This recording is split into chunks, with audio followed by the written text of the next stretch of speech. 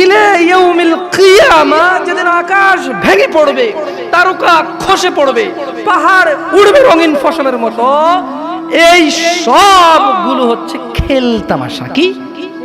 একটা ক্রিকেটের বল কিনলেন, 10 টাকার ট্যাপ্পা চাইলেন, 2 বার দিয়েছেন, ব্যাট দিয়ে ট্যাপ ফাইটা গেছে, ফালাই দিয়েছেন। এই দুনিয়াটা কি?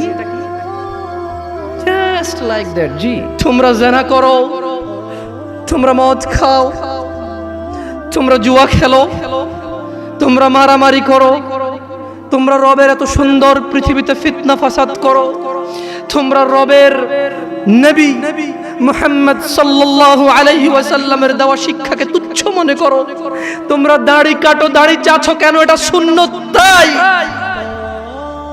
তোমরা টাকনুর নিচে কাপড় পরো, উপরে পরো না কেন? এটা সুন্নত তাই। তোমরা এই যে তুচ্ছ করো মুহাম্মদ মুস্তাফা সাল্লাল্লাহু আলাইহি ওয়াসাল্লামের সুন্নাতকে, রব বলছে তুমি সত্য বলো, তোমার আমাল সংশোধন করে দেব, তোমার হৃদয় পরিবর্তন করব আমি আল্লাহ। তুমি শুধু সত্য বলো, তুমি সত্য বলো, আমি আল্লাহ তোমার হৃদয়ের মধ্যে নিয়ামত দিয়ে দেব, দয়া দিয়ে দেব, তোমার হৃদয়কে নরম করে দেব, যাতে তোমার কৃতকর্ম সংশোধন হয়ে যায়। তাহলে কি হবে?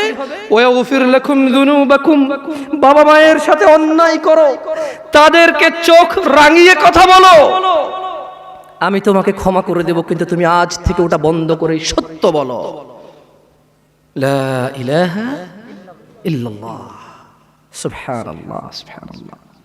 ওয়াগফির লাকুম যুনুবাকুম ওয়া মান ইউতি'িল্লাহ, আর যে আল্লাহকে ইবাদত করে, যে আল্লাহকে মানে, যে আল্লাহকে পূজে, যে আল্লাহর কাছে নিজেকে আত্মসমর্পণ করে, ওয়া রাসূলু, নবীর দেওয়া পথ অনুযায়ী, নবীর দেওয়া মত অনুযায়ী, নবীর কথা অনুযায়ী যে আল্লাহকে মানে, যে সালাত আদায় করেন নবী যেভাবে করেছে, যে সিয়াম পালন করেন নবী যেভাবে করেছে, যে দলাদলি করেন নবী যা বলেছে, যে সত্য সাক্ষী দেন নবী যেভাবে বলতে বলেছে, কি হবে?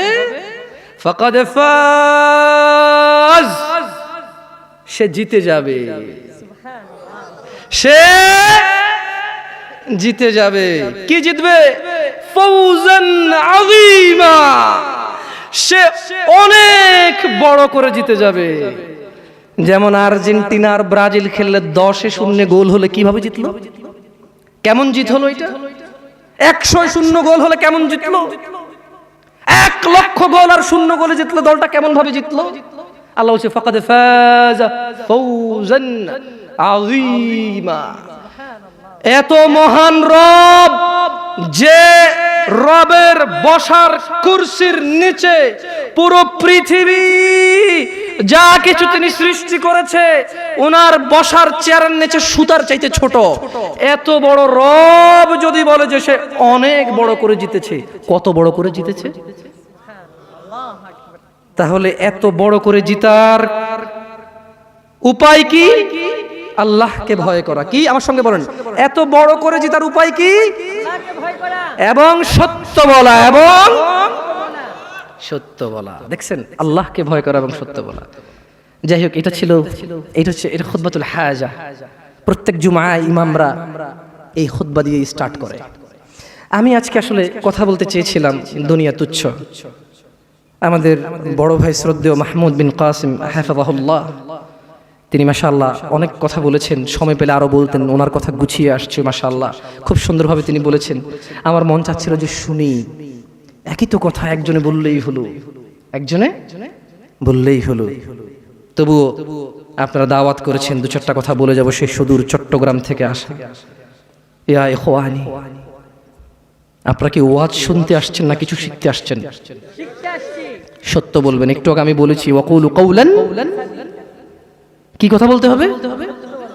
তা আমি গান গেয়ে কথা বলতে পারি না, আমি দুঃখিত।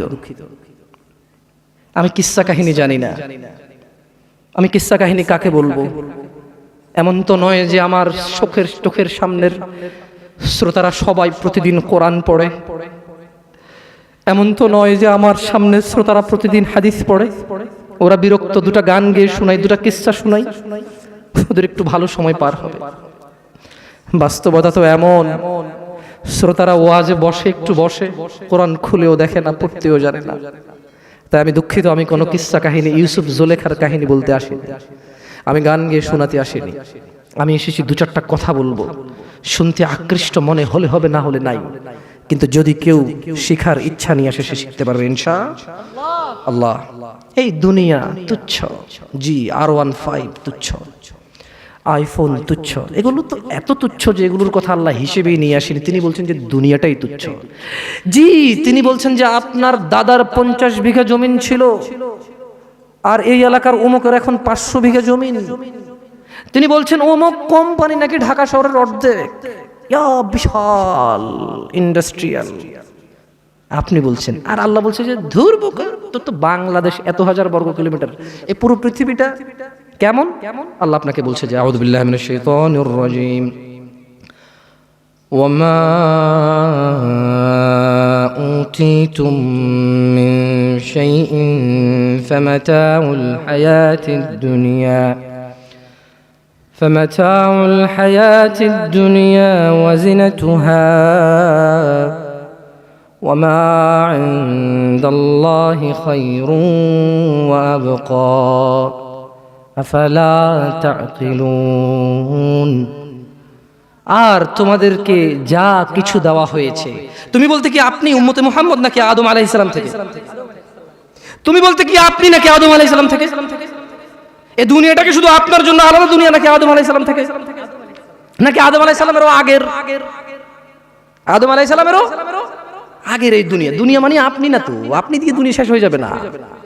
আপনার আগে অনেকে আসছে, আপনার পরে অনেকে আসবে ইনশাআল্লাহ। এই সবাইকে কাউন্ট করে বলছে যে আর তোমাদেরকে যা কিছু দেওয়া হয়েছে তা তো দুনিয়ার জীবনের ভোগ শোভা মাত্র। এই যে লাইট দুটাকে বাঁকা করে লাগাইছে কেন বলেন তো?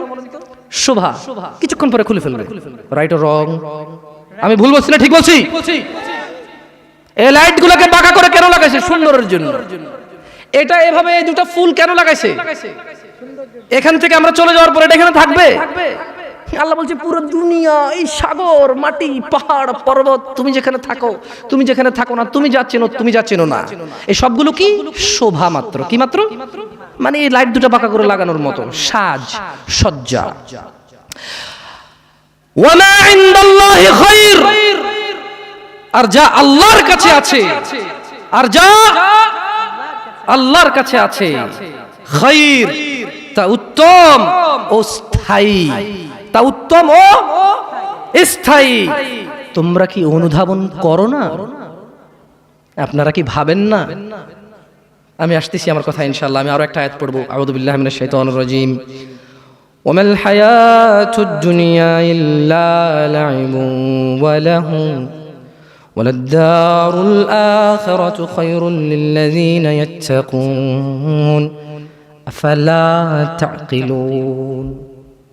আর দুনিয়ার জীবন তো খেল তামাশা মাত্র, খেল তামাশা ছাড়া কিছুই না।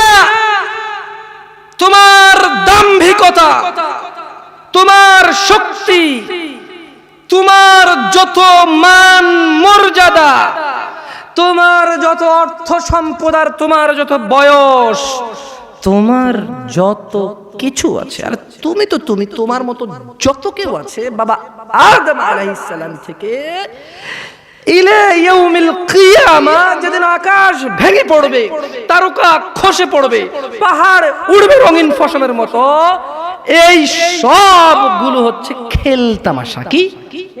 একটা ক্রিকেটের বল কিনলেন, 10 টাকার ট্যাপ পাচাইলেন, 2 বারে দিয়েছেন, ব্যাট দিয়ে ট্যাপ ফাইটা গেছে, ফালাই দিয়েছেন। এই দুনিয়াটা কি? Just like that. জি, এই খেল তামাশার দুনিয়াকে আপনি আপনার জীবনের মূল উদ্দেশ্য করে নিয়েছেন। আফসোস, আপনার নবী সাল্লাল্লাহু আলাইহি সাল্লামের দাড়ি ছিল, আপনার নেই। এটা আপনার লজ্জা লাগে না? আপনি নাকি স্টাইলিস্ট, আপনি নাকি ভদ্র, আপনি নাকি বড় হলে রাখবেন। কাগজ কলম আছে এখানে? আমি বলেছিলাম যে প্রশ্ন আমরা নেই না। আমি কোনো ফকিহ না বা মুফতি না, আমি কোনো কি না। আমি আপনাদের ভাই দুটা কথা বলে চলে যাব, ভালো লাগলে নেবেন, নাহলে বাদ, একদম ছুঁড়ে ফেলে দেবেন। বুঝে আসছে না? আসলে কারণ প্রশ্ন নিলে হানাফি হানাফি সুবিধা মতো প্রশ্ন করবে, শাফি শাফি সুবিধা অনুযায়ী প্রশ্ন করবে, কে কারে কেমনে গুতায়া, কেমনে হারায়া, কেমনে কার কথা উপর রাখবে, খালি ওইটা করবে। আমি কি ভুল বলছি? আমি ভুল বলছি? তো দরকার আছে এই প্রশ্নের? আপনি তো শিখার উদ্দেশ্যে প্রশ্ন করবেন না, আপনি প্রশ্ন করবেন জিতার উদ্দেশ্যে। কি উদ্দেশ্যে? আগে শিখার মন মানসিকতা করুন, ইনশাআল্লাহ একসময়